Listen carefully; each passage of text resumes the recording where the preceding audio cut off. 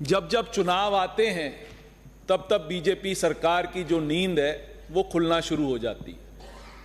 जब तक चुनाव नहीं था, जब तक ये संशोधन नहीं लेके आए, हमारे लीडर ऑफ अपोजिशन ने एक पूछा था ये सीएसआर में क्या है जो आप समझ नहीं पा रहे थे। वो सीएसआर में ये है जो इनपुट क्रेडिट, सीएसआर का जब आप कोई भी माल खरीदते हो तो आपको इनपुट क्रेडिट मिलती है, बट अब ये प्रोविजन आया है कि क्योंकि सीएसआर में अब आपको इनपुट क्रेडिट नहीं मिलेगी, क्योंकि आप वो खुद कंज्यूम नहीं कर रहे हो, वो आप पब्लिक सर्विस के लिए कर रहे हो, इसलिए वो इनपुट क्रेडिट सीएसआर में अब खत्म कर दिए। ये इसमें प्रोविजन है साहब। दूसरी चीज आपको बताना चाहूं, ये जितने संशोधन लाए हैं ये चुनाव को देखते हुए संशोधन लाए। इनने जितनी शीतलता दी है वो शीतलता आपको रिटर्न के फॉर्म में शीतलता दी, उनने जो 3 साल का कैप लगा रखा था उसके फॉर्म में शीतलता दी, वो जो स्टेटमेंट्स और रिटर्न्स देने के लिए शीतलता दी। ये चुनावी है, ये सब चीजें चुनावी हैं। उससे पहले 4 साल से ये भूल गए थे कि ये जब जीएसटी ये आया था, जब आप लेके आए थे तो 4 साल से जब आप ये कर रहे थे तो ये शीतलता आप तभी दे देते ना, तो लोग बाग जो हमारे व्यापारी हैं वो दर दर की ठोकरें नहीं खाते ना साहब। वो अब आप व्यापारी दर दर की ठोकरें खा के जब उनके ऊपर पेनल्टीज लग गई, पेनल्टीज भी ऐसे लगी हैं कि आज यदि मेरे पास 1 लाख रुपए का मेरा रिटर्न यदि मैंने गलत दाखिल कर दिया है तो मेरे पास पेनल्टी 1 लाख रुपए की है। ऐसा जीएसटी लॉ है इस कंट्री का, जिसमें छोटे व्यापारियों के आंसू भी बीजेपी वाले पहुंच नहीं सकते। जो इनके वोटर्स हैं वो उनके आंसू भी नहीं पहुंच सकते, क्योंकि आजकल तो ये चोर बता देते हैं व्यापारियों को। व्यापारी चोर है तो उसी का पैसा आप संग्रह कर रहे हो। आज आपने देखा एक नई चीज और कर दी जो कि करनी नहीं चाहिए थी।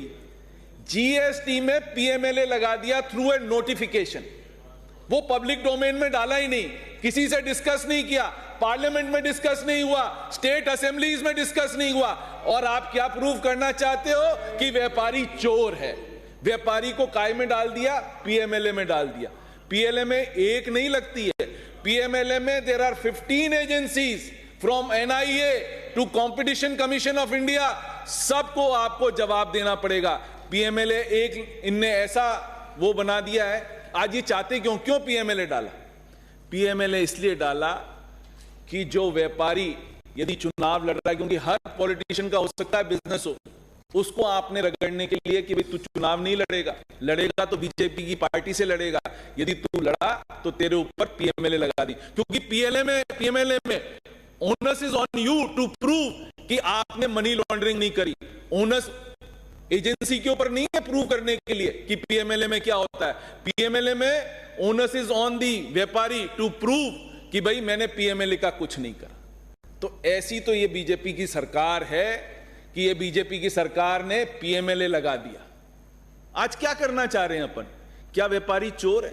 जो व्यापारी 1 करोड़ रुपए का टर्नओवर करता है, 25 लाख का टर्नओवर करता है, 10 लाख का या 5 करोड़ में, तो वो उसको फॉर्म भरने की जरूरत नहीं होती, जीएसटीएन भरने की जरूरत नहीं होती, वो कॉम्पोजिशन स्कीम में चला जाता है।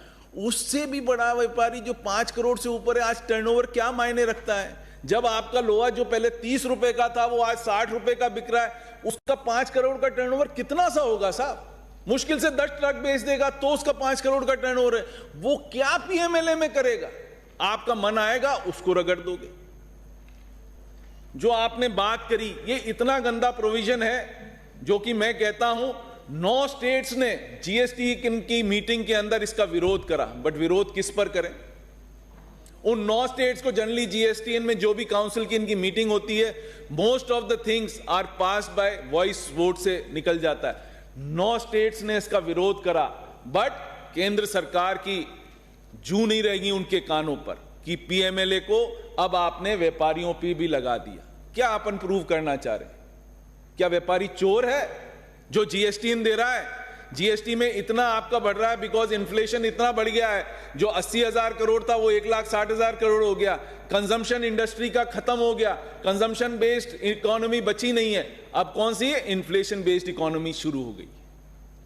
मेरा आपसे दूसरा कहना है, ये जो ट्रिब्यूनल आप बना रहे हो, आपने ट्रिब्यूनल की बात करी कि स्टेट को ट्रिब्यूनल बनाना चाहिए। आपने क्या करा?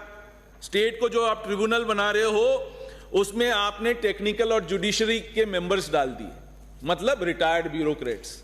जो अभी बात कर रहे थे ना रिटायर्ड ब्यूरोक्रेट्स के, वो भी सिर्फ रिटायर्ड ब्यूरोक्रेट्स करेंगे। आपने एडवोकेट्स और सीए का जो कि एक इंडिपेंडेंट व्यू आता, उनको उसमें से हटा ही दिया है। सिर्फ अब टेक्निकल और जुडिशियल मेंबर ही सिर्फ उसके मेंबर्स रहेंगे ट्राइब्यूनल के। There will be no member who is a CA or an advocate. तो पता पड़ा जितने इनको डिसीजन कराने होंगे वो अपने बेस पर डिसीजन करा लेंगे।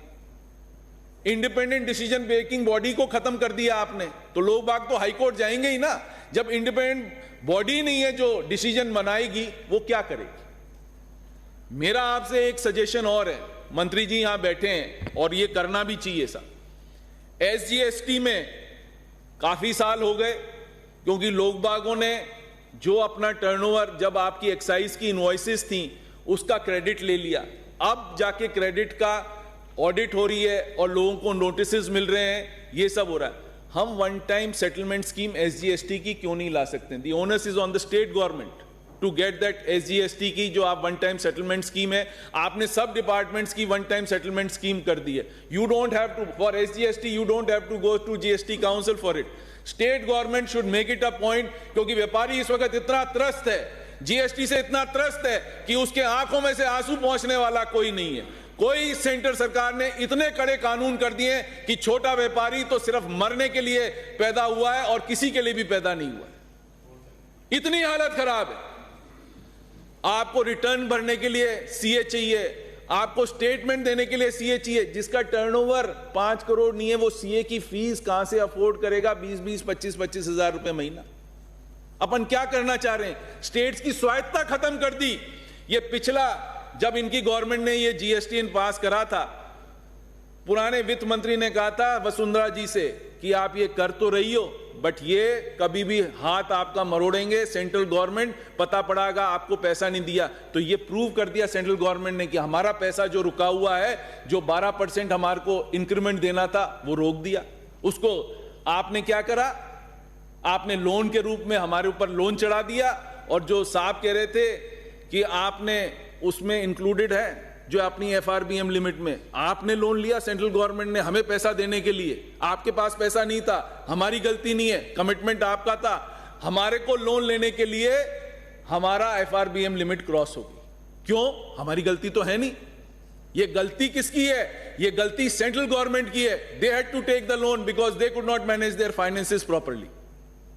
सबसे बड़ी प्रॉब्लम ये है। तो उनकी गलती का भुगतान स्टेट गवर्नमेंट को करना पड़ा। किसी और की गलती का भुगतान हम नहीं कर रहे, हमें सेंट्रल गवर्नमेंट की गलती का भुगतान करना पड़ रहा। तो मेरा आपसे यह निवेदन है, हमारे तो हाथ बंधे हुए हैं साहब, हम कुछ भी नहीं कर सकते। हमारे को तो ये पास करना ही है और करना भी चाहिए, क्योंकि ये सिर्फ इलेक्शन को देखते हुए ये जितनी शीतलता दी है, इसके अंदर जो है सिर्फ शीतलता का है। इसमें सिर्फ एक है जो इनने सीएसआर में इनपुट क्रेडिट के लिए मना करा है, वो बड़ा नेचुरल सा है, क्योंकि इनपुट क्रेडिट आप सीएसआर फंड में दे रहे हो, that is for social service. वो बहुत अच्छा प्रोविजन करा कि जबरदस्ती लोग बाग क्रेडिट उठा रहे थे, उससे गवर्नमेंट को नुकसान था, वो बहुत अच्छा करा। मैं उसके लिए भी समर्थन करता हूं और मैं ये कहता हूं कि इस बिल को पास कर देना चाहिए। प्रश्न ये है कि राजस्थान